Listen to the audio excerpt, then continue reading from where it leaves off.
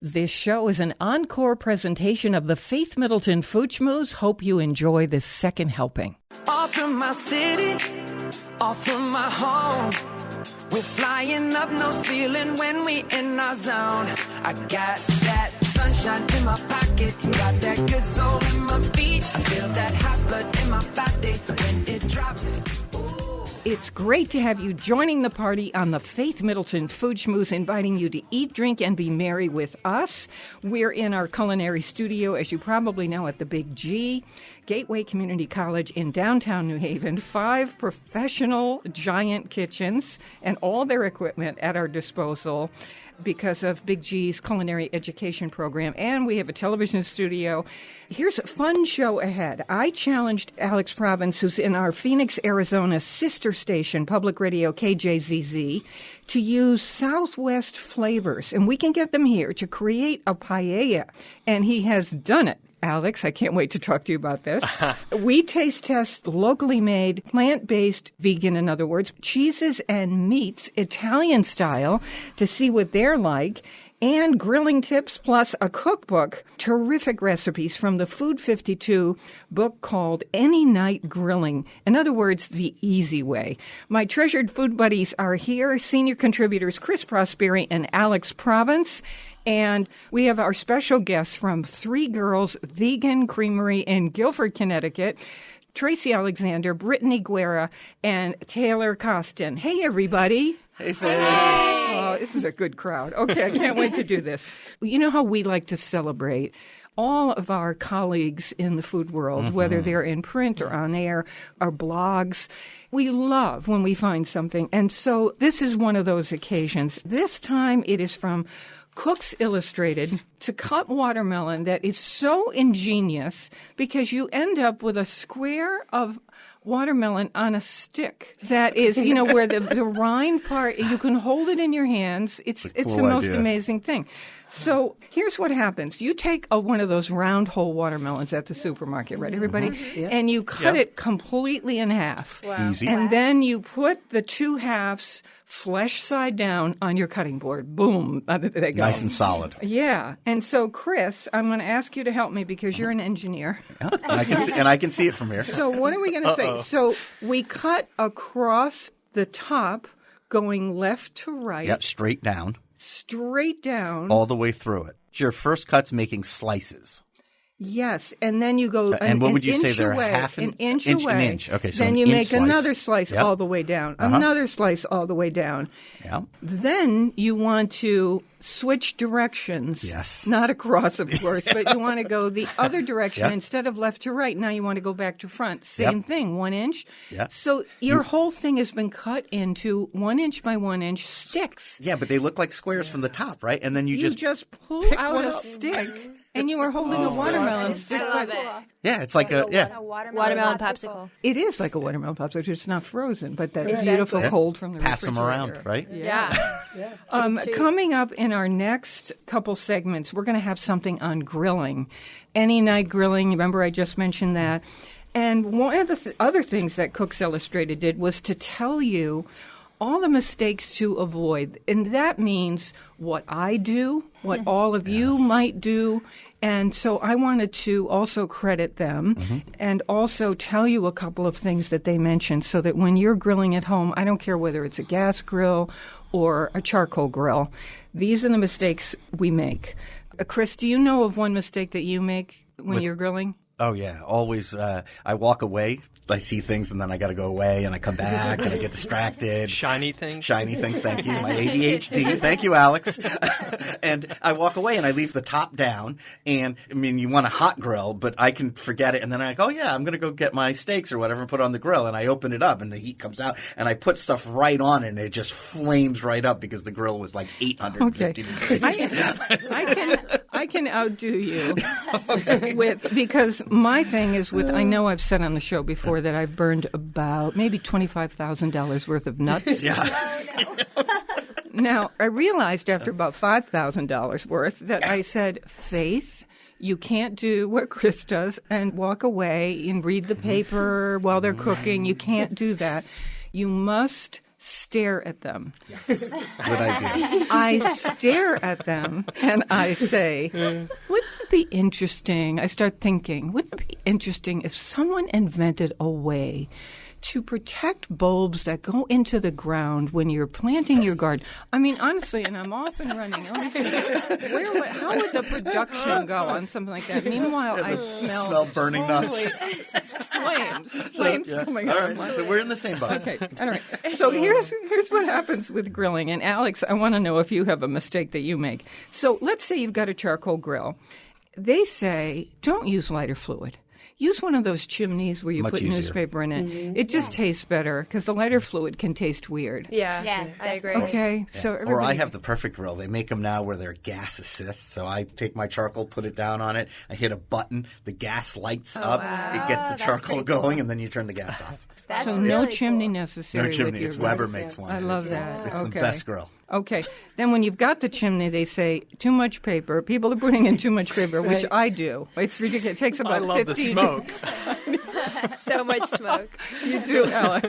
That's how you smoke things. He just holds he holds the meat The over neighbors. the starter.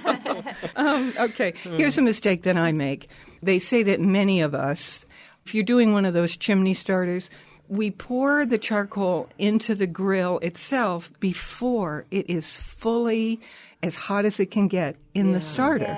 It's supposed to be ash white all the way up to the top, not just in the 2/3 in the middle. I do make that mistake. So they said, oh, no. Best practice is you want the top layer at least partially covered with ash. So that's good to know. I didn't know that. Oh, gas grill. I usually use charcoal and another grill that's like a flat grill. But I'm about to start using a different gas grill, and I know I would make this mistake. They said you lift the top up too many times to check on things. Let the heat out. I'm guilty. You need a window and a light grill makers of the world. No, like in your oven. You need a little window in the front and then a little light switch so you can turn it on and off so you can see in there. That's not a bad idea. That would solve all the problems. Or an electric shock machine. Yeah. Okay, here we go. Alex, one thing that is preheat time.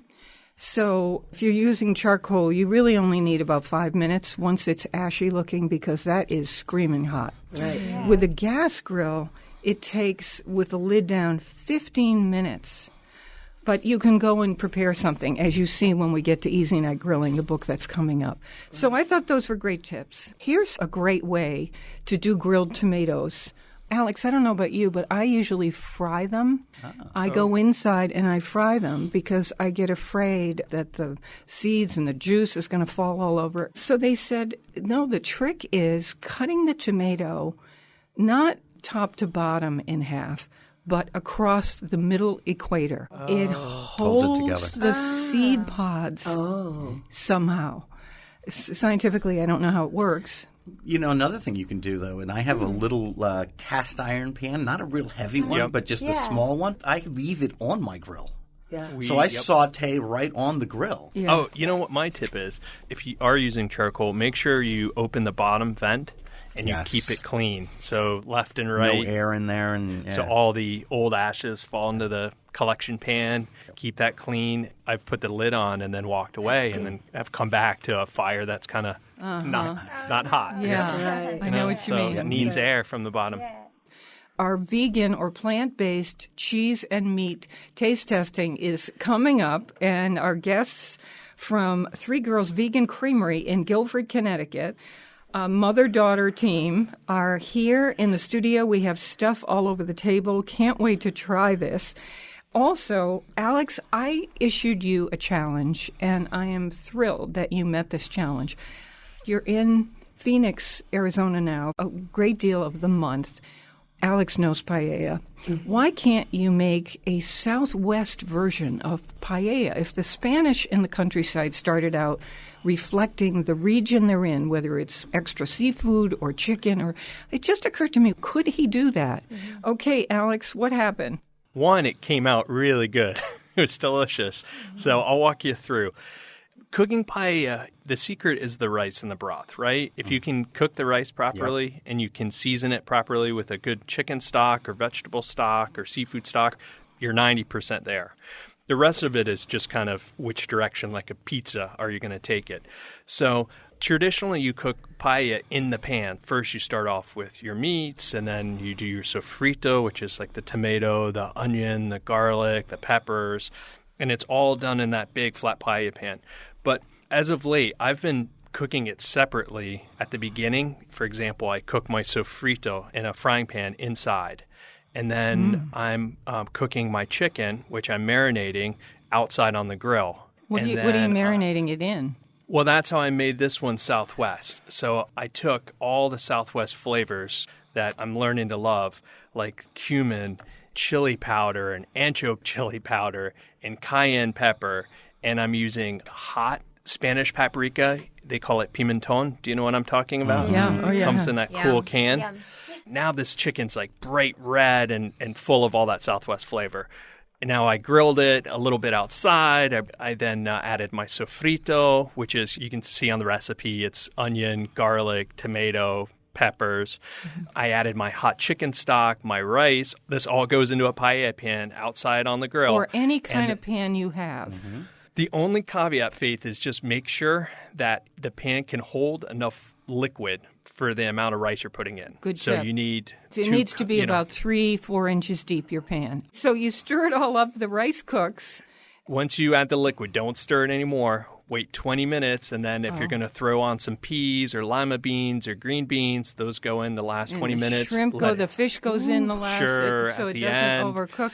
It made me so hungry Almost reading like a this thing. jambalaya, right? It's heading in that direction. Every culture seems to have one of these. Yeah. We were talking about Spain, and there's one, even though Argentina's meat, there's something that they do. Mm-hmm. Everybody's got this thing that involves rice and protein and seasonings. Spices. Yeah, exactly. And the spice just made this thing sing. So you take a bite of rice, and the chicken has all this intense flavor.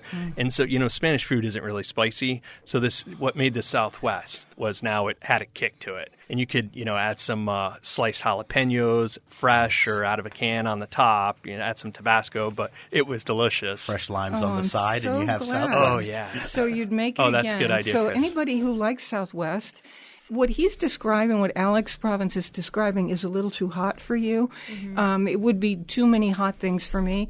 You can just switch up the peppers a little bit because, there certainly is Southwestern food that doesn't have to be super hot. But if you start to get used to it and you like it super hot, this is for you. If not, Faith, just switch your peppers. This did not have that, burn your mouth kind of flavor. This is that like fun spice, the kind that just sort Smoky. of like vibrates and smoky and flavorful and rich. It wasn't like trying to win a paint competition or anything. I was thinking, Alex, when you said chipotle peppers, didn't you? I did. I think even those are quite hot to me. If you don't want it hot, super hot, and you took out the chipotle, what would you replace it with, Alex, that's not hot but has a beautiful... Spanish paprika. You see it in the beautiful red tins at the grocery store. That is not hot. It's just smoky and a little sweet. It's delicious. Yummy. Be careful with the cayenne pepper. That's the one that you really just need a dash of, or just take it out entirely if you don't like heat. That's the one thank you that's really so hot. much. Thanks for making me make it. Yeah, I know, for accepting the challenge. And I think it sounds wonderful what you came up with. And again, that recipe that Alex created is at foodschmooze.org. And that's Southwestern-Style Paella. Take that, Spain. That's from one of your own, by the way. More mouth-watering conversation and fun ahead on the Faith Middleton Food Schmooze. I hope you will make a charitable contribution to feed the hungry. And I also wanted to say that coming up, we've got this vegan or plant-based company here in Connecticut that is making cheese and meat from plant-based stuff. And it's just going to be something when you hear about this. It's in Guilford, Connecticut. So stick around for that. We'll be right back.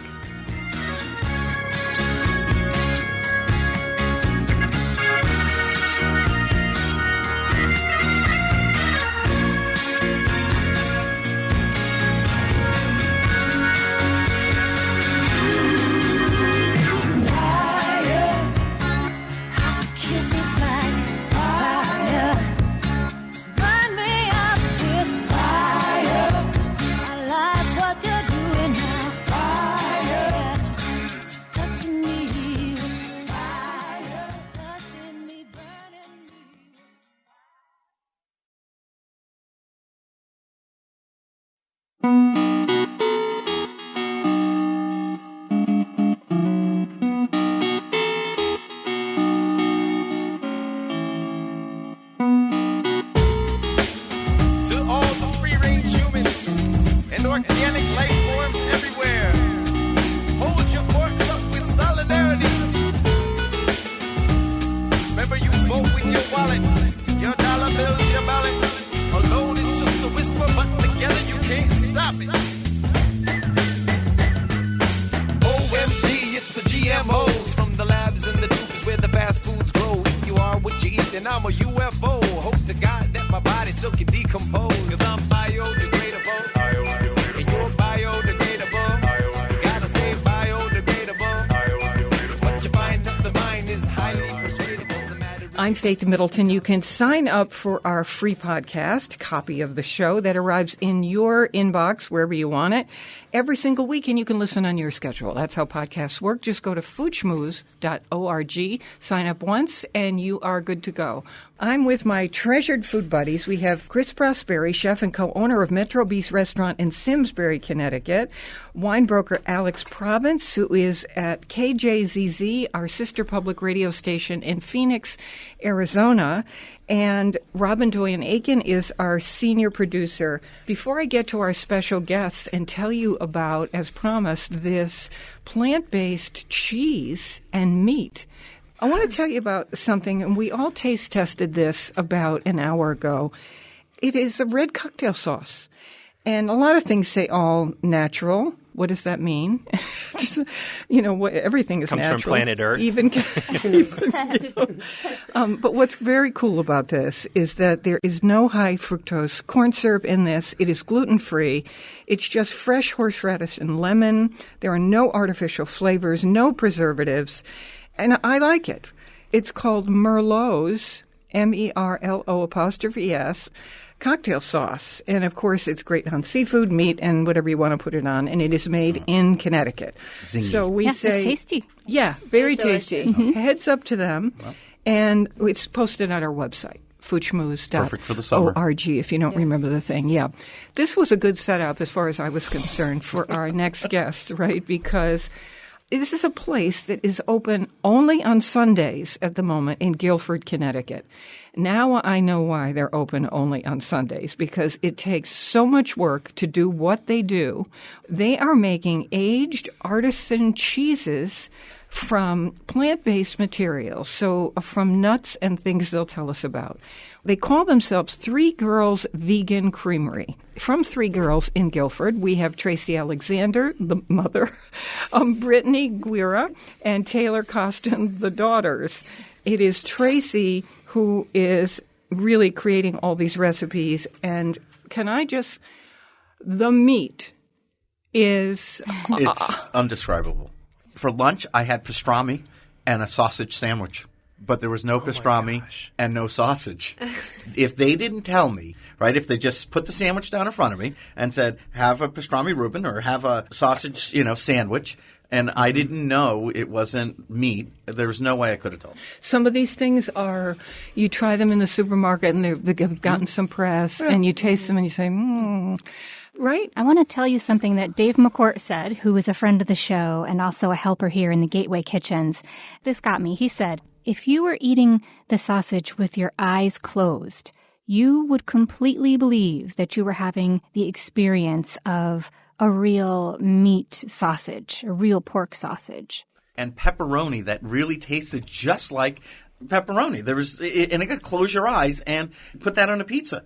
Or a sandwich. Or a sandwich, or in a pasta, whatever. It's crazy. I'm going to tell you about the cheese in a minute. First of all, Three Girls, welcome to the show. I haven't said that officially. You're the best. Okay. So, Tracy, since you're doing all these recipes and you let me just taste your vegan or plant-based, because this is for everybody who doesn't want to eat meat for whatever reason.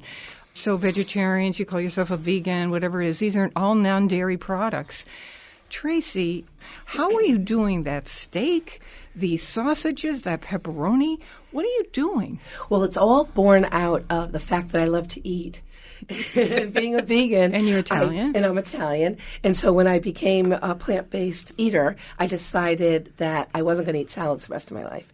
And so I started with the mozzarella, and I started with cheeses, and then got into the meats. But as far as the meats go, I don't use any soy. So the pastrami is beets and mushrooms. That's crazy. And then it's got a combination of other spices. And how you put it together like it's like a Right. whole pastrami and you slice it thin. Does it have texture to it? Yes, that's what I'm saying. And really, one of the things I learned in creating these recipes is that even when I was a meat eater, it was really the flavor and the texture. It was all those things that I really fell in love with. And even as an Italian, we have things called brujol that were just cooked slow and the meat just fell apart. And those were the things I loved and I missed. And so when I started putting my thinking cap on, it was those textures that I was trying to create. So part of it is science, using like a Vital Wheat gluten or some of the other products we use. You have to realize that those gluten strands have to be broken up. That's kind of one of the ways that you're going to play with and get textures. And then really the rest of it is just the flavors and getting the spices right. Yeah. And the combination of flavors, right? And knowing what to use because you're looking for a certain flavor profile. So maybe mushrooms and beets and and then some spices. And then all of a sudden you got pastrami. Right. And it's kind of the layers. Yeah. So even when I'm using spices, I very rarely will just take, let's say, paprika. So I make combinations of spices. Wow. And so I use that often. Alex, I have in front of me, because you're not sitting right with me, this platter that they brought. I have a knife. So can you describe to me this cheese is so pretty. You know, it's round like every other cheese. It's got a beautiful cheese-like texture, and there's some kind of berry in here. Is that a cranberry? That is. Yes. Okay, I'm going to go ahead. So that's a cashew-based aged cheese. And that cheese is something that is going to continue to ferment and culture as time goes by. So it's a raw cheese. It actually never goes bad because it'll just continue to become more flavorful. And then we encrust it in lots of different Oh my ways. gosh. Are you jealous, Alex? We're going to get you some. I am. So we encrust the various cheeses in different ways. So one of those It's is unbelievable. a cranberry, pumpkin seed, fresh thyme pistachio. The other one is a vegan maple bacon pecan herb and a black peppercorn. get me that. I have about 15 different How do I get to that? encrusted cheeses that I use that same kind of cheese with. We have an old-fashioned fireball. That's crazy. It's really yummy. What does that mean? It So tastes what- like a fireball candy. Yeah, remember when you were young and you'd have a cinnamon? fireball? It does? Yes. What? I've had cheese before, soy-based, cashew cheese, all these. Right. Yeah, they're all okay. They're fine. But this actually has the flavor of a brie cheese. It's creamy. It's got that little tang. So a lot of vegan cheeses will try to emulate the tanginess with lemon or lactic acids and those kind of things. What I try to do is I create a probiotic or an enzyme, and then I build from there. So it's like a that's natural why the fermentation. flavor's a little different, because we're really Unreal. fermenting. Isn't that Okay. amazing? Alex, I have to tell you something. Bacon bits. Tracy, she said to me, here, I brought this for you. And it is a container of bacon. And I open it up, and I have here, Chris, is this bacon? I've been munching or... on. Close your eyes. It's bacon. Yeah, do the trick. Yeah. Right? It's got maple? and it's crunchy. It's maple coconut bacon. It says. Right. Yeah. What does this mean this is, Tracy? So this is organic shredded coconut, and then basically we put together a recipe of Special secret. special spices, and then we make bacon. How does coconut turn into bacon? It's the spices. If you put this on a spinach salad Yeah. and not tell anyone, It's really just say, great. I do it on pea soup, and it's amazing. Alex, there were meatballs. There was this my bowl, gosh. and in the bowl was 4 meatballs with tomato sauce, and they were even seared. And when you tasted and them? when I tasted them, and it's like this tasted like exactly like a meatball. Wow. We have lots of customers who come in and they're like, "Was that vegan?" And we're Because like, "Yeah, did of course, we're Three Girls Vegan." Did you feed me meat? It has to do with the seasoning and the texture. But when we say vegan, we can toss this word around, and Right. I never quite know, even though I'm in this world and featuring vegan cookbooks, and Yes. what does that mean to different people? Who are you appealing to? Anybody who wants to eat a plant-based diet. So we do have vegans that visit us, but I would say 85% of the people who purchase our products are not vegan. And they're just people who, for health reasons, for all kinds of reasons, decide that they really don't want to eat dairy. Lactose or intolerant. lactose intolerant people. So there's lots of different health reasons people come to us. And we have a bunch of gluten-free things. All of our cheeses are gluten-free. This is unreal. So that original enzyme that I make that I told you about, I start with an organic quinoa. So that ensures that everything's gluten-free. There are people now who are what do we call them? Flexitarians. Flexitarians. Right. Yeah. So, in this, I could probably be one of those people. So, I eat meat certain times during the week, and other times during the week, I try and do much more vegetable-based diet. Yeah. Right. So what we really try to do is provide options so that you can have a meatball sub, you can have, you know, a pastrami sub, and all the comfort foods that you might want, but you still want to be plant-based, you have those options. And that's kind of what we're trying to do. This thing they're doing, I have to say, has knocked me out. This is Three Girls Vegan Creamery, and they're in Guilford, Connecticut. You can, of course, look them up online, and they're open right now on Sundays because all the other days, as you might imagine, making all these meats and cheeses, and Tracy's unbelievably delicious tomato sauce. Yeah. They do lasagna. I loved it. I could not believe that I was not eating cheese in that lasagna. I It was know. amazing. Or what about the mozzarella and carosa that you had? I know. That's right. Thank you for reminding me. Yeah. So dipping in tomato sauce, and it had a coating on the outside, that sort of breadcrumb coating with the melty cheese inside, the way this appetizer is when you go to Italian restaurants. And would you say that wasn't mozzarella cheese, like real mozzarella cheese when you were eating it? I know. I was dipping it in tomato sauce going, they made a mistake. This is the real mozzarella cheese. They brought the wrong one. You guys are being pranked. Faith, is this something you can only get there on Sundays, or can you get it if you aren't able to make it to Guilford? So we are sold in stores from Boston to New York. We're increasing that all the time. And depending on the products that they select, so a lot of them will have the mozzarella and the aged cheese. We just kind of released our meats as far as the wholesale products. So we're doing a lot of pepperoni and hot Italian sausage. So yeah, it should be pretty widespread, upcoming. And really, if you come to our website, we have a store locator, or if you are interested in having it, you can call your local store and they can reach out. So I think Alex is really asking, do you ship? So if he's not in Connecticut, could he still try some of these things? Absolutely. Yeah. So we have a whole shop on our website. So you're able to go ahead and pick various products. We don't have everything up there, but we do have a really wide selection, and we do ship nationwide. You pick which travels well, right? Yeah.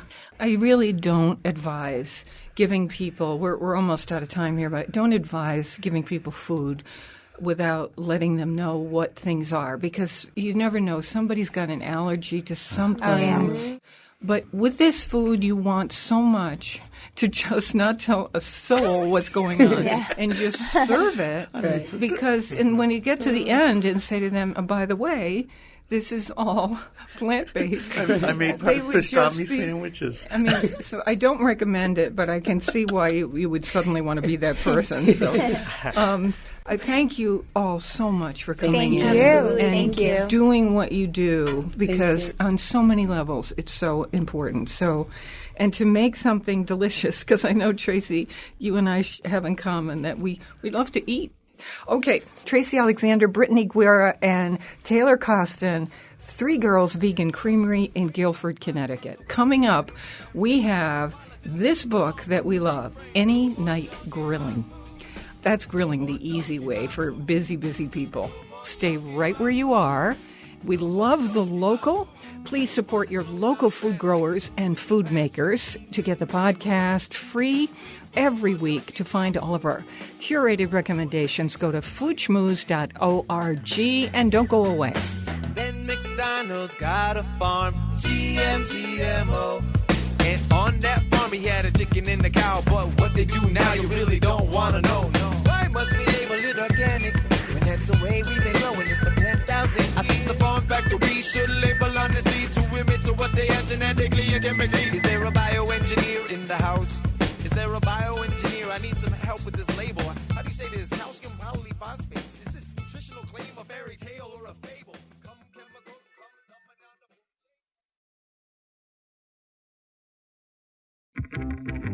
Get up, up, up, up, up, up, up. If you want my love. Get up, up, up, up, up, up, up. If you want my love.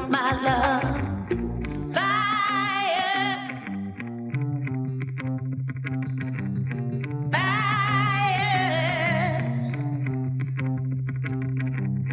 Bless my soul, that's the way it is.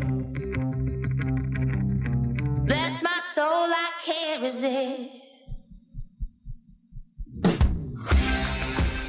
This is the Food Schmooze Party, offering the richness of life and coming to you in Connecticut, Rhode Island, Massachusetts, and New York, including Westchester County, the East End of Long Island, the Hamptons, of course. Senior producer is Robin Doyen-Aiken, and to hear this show on Connecticut Public Radio, it airs Thursdays at 3 and 9 p.m. and Saturdays at noon. You know, podcasts and our curated recommendations are always online at foodschmooze.org. I like a cookbook with a title that simply says what it is. And when it says what it is, I love it when it adds ease and pleasure to our lives. So here you go. This cookbook is called Any Night Grilling. It is filled with wonderful recipes and flavor combinations that will make you hungry and excited to whip up a fast grilled meat. So Any Night Grilling is a production of a favorite food site, Food 52. The author of the book is Paula Disbrowe, and you're going to hear us talk about grilled nachos as a meal, grilled vegetable salad with a brown butter vinaigrette, and grilled shrimp tacos with the fastest marinade on the planet, meaning you can do it while the grill is heating up. I love these. Many of the recipes that we discuss and information about Any Night Grilling and Paula is at our site, foodschmooze.org. Paula, welcome to the Food Schmooze Party with Alex Province and Chris Prosperi. Yay, thanks for having me. Yay. Hey there. Yay, back to you. I wanted to start with something that will seem simple to people who are experienced grillers, but there are so many. You have to start somewhere. Agreed. You slice bread and try to grill it, and you burn it. And you think, am I supposed to butter it before I do it? What am I supposed to do? So, Paula, you've got a little thing in here on grilled bread, a love story, and you tell how to grill the bread and put stuff on it, and I love this. First, I better tell you a tiny bit of backstory, which is I'm married to a bread baker. So my husband, David Norman, is the baker at Easy Tiger in Austin. So needless to say, we're a house blessed in carbs and loaves of bread, and we have a lot of day-old bread, and putting a slice of bread on the grill just elevates it. You create these deep charred flavors, and it turns it into something else, something special. You want to grill over the radiant heat, not flames. So before you slice the bread on the grill, the coals should be glowing red and covered with, a nice powdery gray ash. And then you want sturdy slices of any type of artisan bread, whether it's levain or miche or your favorite peasant-style bread. And I don't put anything on it before. I just use my hands or my tongs to put it over direct heat and then give it a couple minutes, really. Can I peek at it? Can I lift it up? Absolutely. Okay. Here's the other thing. You're talking as if it's just charcoal. Let's say it's gas. Do I want this on the full hot? I would say medium-high. Okay. I heat it on high because every time you lift the lid, so much heat escapes. By the time you place the bread on the hot grates, you want the heat medium-high. Okay, and we're keeping the lid open on this bread. Yes. Now, so you got it golden, and then you flip it over, and you do the other side. So what is this, a couple minutes per side? Or 2.5, 3 minutes maximum. It's probably about a minute on each side. There's no perfect doneness. It's the color of char marks that appeal to you. You want it lightly toasted, but obviously not black.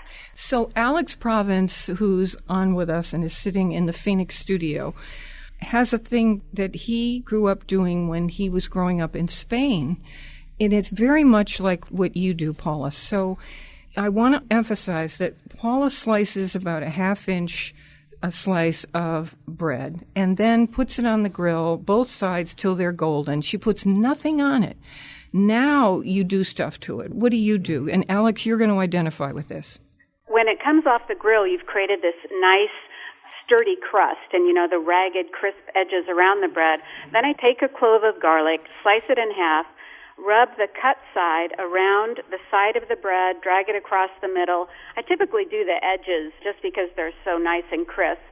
And then give it a drizzle of my very best extra virgin olive oil, and then top it with a sprinkling of flaky salt. That's breakfast for me. So Alex, in Spain, the only difference here is that you would do one additional thing, and I think, Paula, you make reference to it. I take a tomato cut in half, and then I, just like you did with the garlic, I rub the tomato all over and all I'm left with is the peel of the tomato.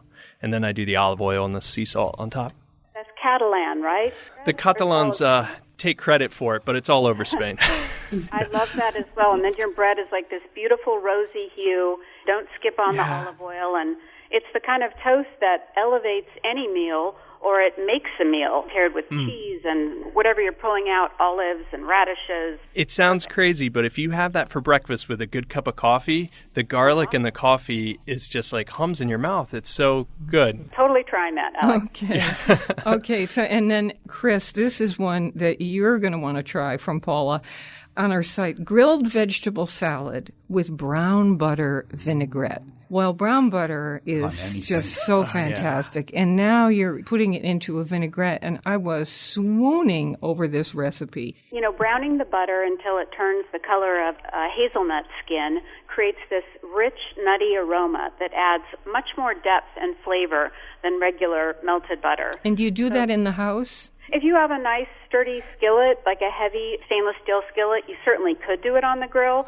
But it's something I tend to do while my charcoal chimney is firing up, just so it's done and set off to the side. And then you've got sherry vinegar, minced shallots, minced garlic, Dijon mustard, extra virgin olive oil, and some salt and pepper. And that gets all mixed up together. And you've got a brown butter vinaigrette, which makes my mouth water just saying that. It's wonderful. I love how the vinegar provides this acid that sort of balances the rich butter, but the butter is the base for this vinaigrette. So there's a lot more body. You know, you think of grilled vegetables in a vinaigrette, it's a light, bright dish. And this is certainly a fresh dish, but just that layer of brown butter in the dressing really does transform it into a meal.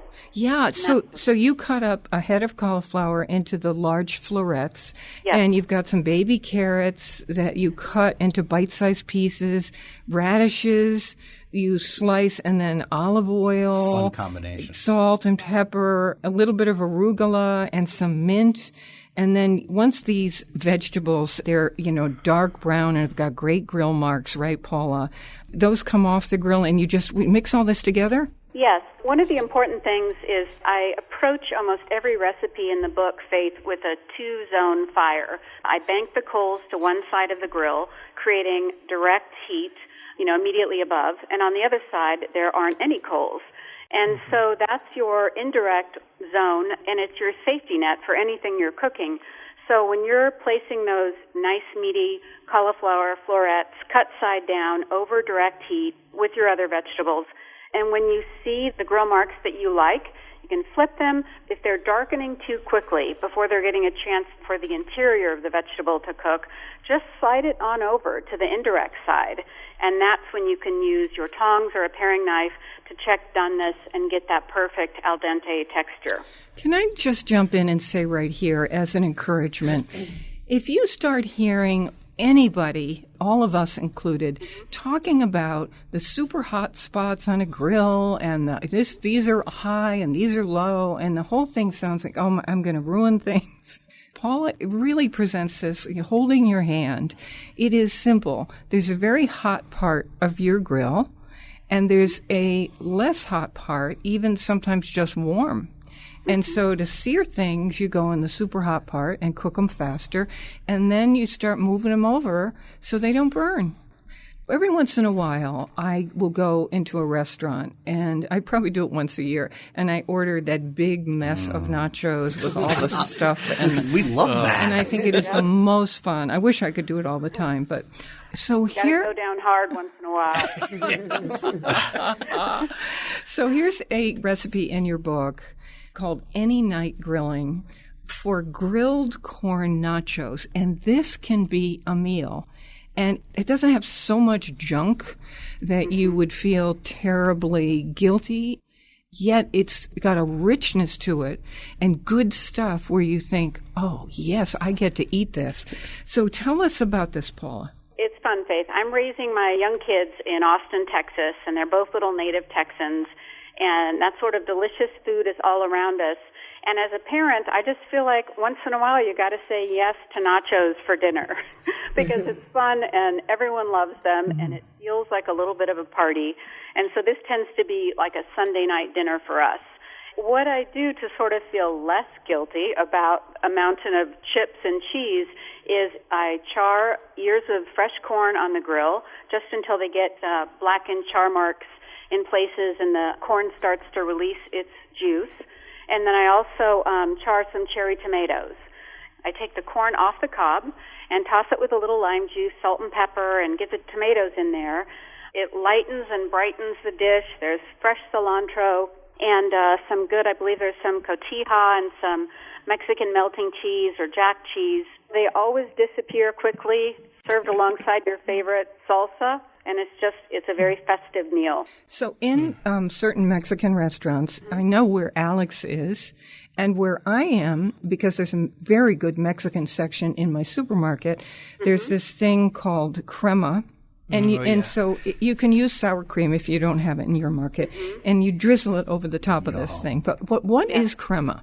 Crema is essentially Mexican sour cream, but it has a pouring consistency. So it has this wonderful, rich, thick body and slightly tangy flavor, and it's pretty killer to finish these nachos. A few dollops or a nice drizzle across the top. We all go to pickled jalapenos are kind of the staple, but it's fun to mix those slices up with pickled banana peppers as well. And they just have their own brightness that just elevates the dish. It's still so satisfying, but it's just brighter and feels lighter with these vegetables, herbs, and pickled vegetables. Are those banana peppers, those vinegary ones I love? I always keep in my jar from my fridge, right next to the pickled jalapenos. They're addictive. Let me go to another recipe we have on the site that we thought was so much fun. We're all huge taco fans on the show. We had these for lunch. Yeah, your shrimp tacos. What I was saying about this at the beginning of the show was that this is like the fastest marinade around. You can put it in there for hours if you want, but you could do it in the time that the grill is heating up. It took me 2 seconds to make it once I had the ingredients out of the refrigerator. You know, Amanda Hesser from Food 52 is an old friend of mine, and when she first came to me with this book, you know, I think she saw me as sort of a problem solver, you know, being a working mom with kids and a competent cook, but someone who would go on this journey as a cookbook author, understand how to pull together recipes that are tasty and fast. And so for these shrimp tacos, it doesn't take a lot of extra flavors when you have, you know, great Gulf shrimp and you have that delicious charcoal flavor of the fire. So yeah, you have the chipotle peppers and lime juice and quick dance over the heat, and they're ready to go. Oh, it was delicious. Delicious, and the slaw just brought it all together with the cabbage, right? And you can do whatever kind of tacos you need to do. If you prefer corn for whatever reason, you can. You could do them. You could do the flour ones, right? And then you put that on the grill too, right? Just slap them on the grill for a minute on each side till they get nice and toasty, and off you go. Till they puff and bubble just a little bit. Here was one that I was so surprised by. We haven't done this yet, but we love the sound of this. Porchetta-style pork kebabs with white beans. I am nuts about porchetta. It's a certain spice flavor on pork is really what it is. It sounds so fancy, but it's really not. So tell me about how this works. Well, I spent a little time cooking in Tuscany at an agriturismo, and as you probably know, there porchetta is sold from roadside trucks and in markets, and you know, it's this delicious slow-roasted pork flavored with garlic and rosemary and maybe some lemon zest, black pepper. So, of course, for any night grilling, I wanted those flavors in a much faster method, a faster package. What I do is slice pork tenderloin into nice 1.5, 2-inch pieces and thread them onto a sturdy rosemary branch. Rosemary flourishes in Texas. People say it's bulletproof here because it just grows wild everywhere. But you don't want a little sprig. You want a heartier sprig that can hold the meat. Like a branch. What should we do? You can buy them here in Connecticut, right? In Stop and Shop in the summer, they sell them already cleaned and ready to go as skewers. They do? Yeah, in a package of, I think, 5 or 6. You know, Faith, I'm wondering if you could take wooden ones and just sort of infuse the rosemary flavor into it. That's a very cool idea, but I know that the rosemary leaves that you're pulling off the stem and chopping with garlic and marinating the meat with for a brief time, that really The rosemary stem does add another layer of flavor, but you're getting so much already that there wouldn't be a lot lost. Except that it's very pretty, of course. So yes, maybe that one could be, the rosemary sticks could be for a weekend if you had some time. Their supermarket doesn't have it. You could use the little wooden skewers or whatever, because Paula is saying there's rosemary in the marinade for this. So you've got, let's say, a charcoal grill going or a gas grill, and you've cut these pork pieces. They're in the bowl, and they're in this chopped rosemary and the thyme and garlic, salt and pepper, and they're just sitting in there while you're preparing the grill. It's not really that long. So this was great, Paula, to put this together so fast. And porchetta is a 12-hour or 8-hour process, but I think what you'll find when you're cooking over the intense heat of a grill, whether it's direct or indirect, you get those wonderful charcoaled, and if you're adding a little wood to the fire, you get those flavors. They create so many layers of intrigue on their own that you don't need a lengthy marinade. A quick toss in olive oil, salt and pepper, and a scattering of herbs. I would do that first when I walked in at 5 o'clock, and then I'd like the charcoal chimney in 30 minutes when I'm ready to dump the coals and pull the fire together. Then you can skewer the meat, and there will be plenty of flavor. I want to call your attention to a couple of things that are in the book that we didn't have time for, and I wish that we did. There's one recipe for a favorite grilling cheese of mine, and in the winter I do it in a cast iron skillet, and in the warmer weather I'm out on the grill, just like Paula, cooking this Greek cheese called halloumi. And it is a very sturdy and semi-salty cheese that is beautiful on the grill because it really is so firm and it crisps up. And Paula, you have it here with blood oranges, green olives, and pistachios.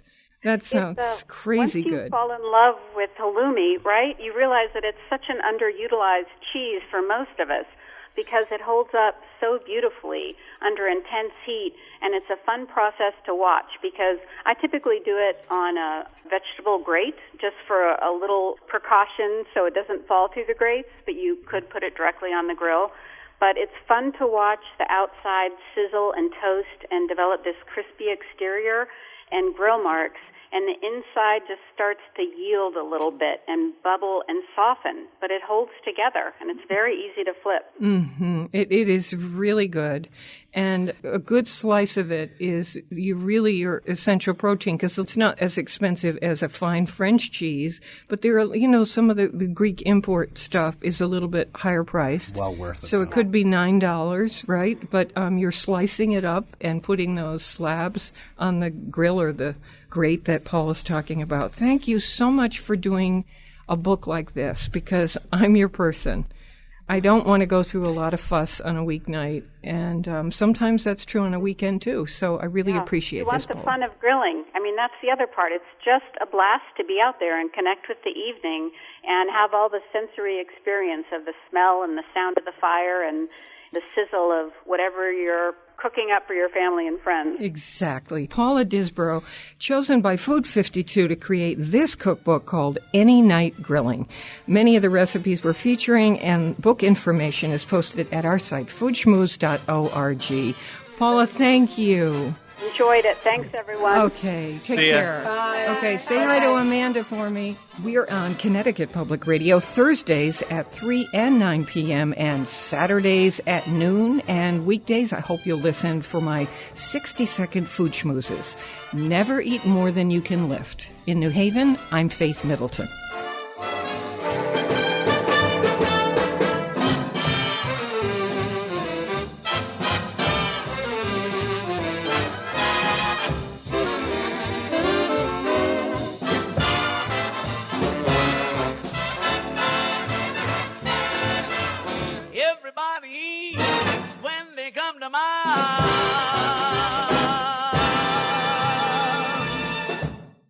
Hey, don't want the party to end? Well, neither do we. Talk with us anytime online at foodschmooze.org.